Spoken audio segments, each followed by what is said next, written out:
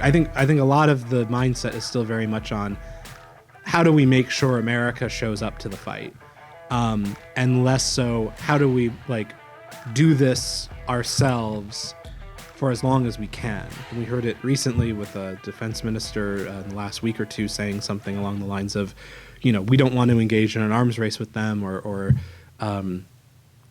that type of mentality needs to change and to be more of a, what can we contribute? They have been showing this willingness to invest more in asymmetric defense.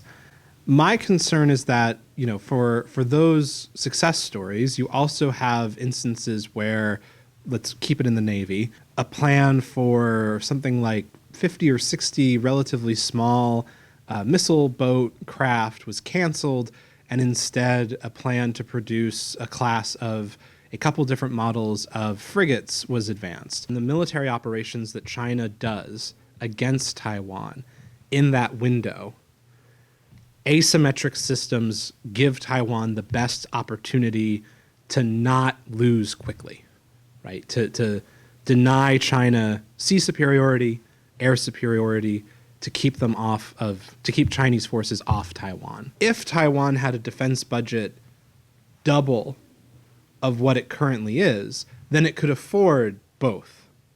But given where it's at and given the limitations it faces, my argument is that really going in on specialization toward asymmetric defense is the most efficient use of limited resources. With the new F-16s and the Abrams and some of the other traditional investments that Taiwan has made in the last 4 to 5 years, I think Taiwan has enough. It has sufficient traditional capabilities to respond to gray zone and coercive activities. You can do more things with an F-16.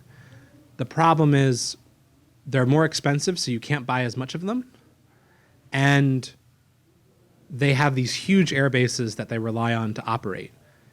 Those are very vulnerable to attack. And so the idea of an F-16 being able to repeatedly, keep up its combat tempo, keep up its sortie rates, keep up its operational effectiveness is against a military that looks like China's is a very questionable proposition. This shows that Taiwan is waiting on a lot of traditional systems, stuff that won't be all that valuable in a war. And also it shows how more cost-effective asymmetric weapons are. I would urge Taiwanese officials to not see limited U.S. promises or a limited set of things we will sell to Taiwan as purely a bad thing.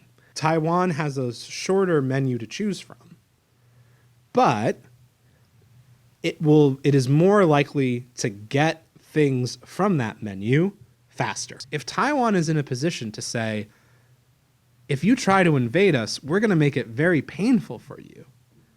All of us, and you can credibly say that, even if the U.S. is late to the party, then all of a sudden that threat of more pain from the lower stuff becomes less real, right? Because now Taiwan is in a better position to deal with the higher end stuff.